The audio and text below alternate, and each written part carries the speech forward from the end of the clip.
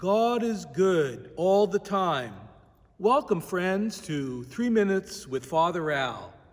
Jesus says, when you hold a banquet, invite the poor, the crippled, the lame, the blind. Blessed indeed will you be because of their inability to repay you, for you will be repaid at the resurrection of the righteous. In 1988, I was discerning a possible vocation to religious life, and in November of that year, I spent a week with some Franciscan brothers in Boston.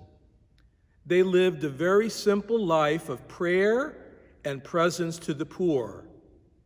Every morning, after morning prayer and breakfast, we would go to the streets of downtown Boston and simply spend time with the homeless, sharing some conversation and perhaps buying them a burger and a drink. One morning, we were sitting down with a man who was a Vietnam vet, and he suffered from post-traumatic stress disorder, and we were sitting and conversing. And then lunchtime came, and loads of people were passing us by, and you could see that they were consciously averting our gaze. After about 5 minutes of that parade of ignoring us, the homeless man yelled out, shut up! He was reacting strongly to the strong nonverbal message, we don't want to see you. We don't want to acknowledge your presence. I believe that one of the reasons Jesus preaches solidarity with the poor is that the encounter with the poor reminds us of our fundamental poverty. I believe that every human being wants to be recognized for who they are, and the poor cry out for that kind of recognition. Maybe they don't always find the right words or manner, but there is a cry to be known, to be called by name.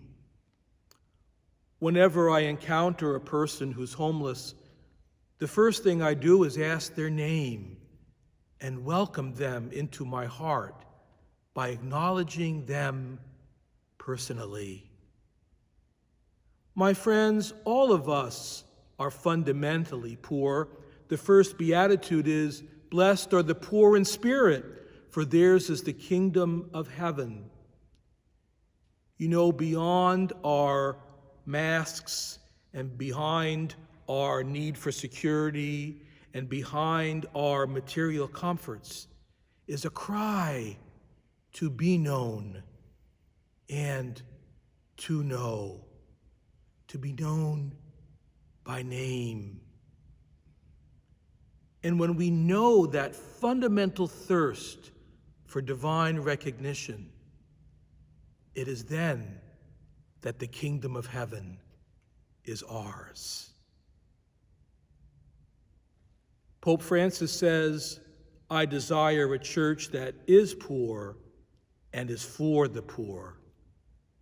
My friends, let's open our hearts so that we may be evangelized by the least of the least. God bless you, and see you in church.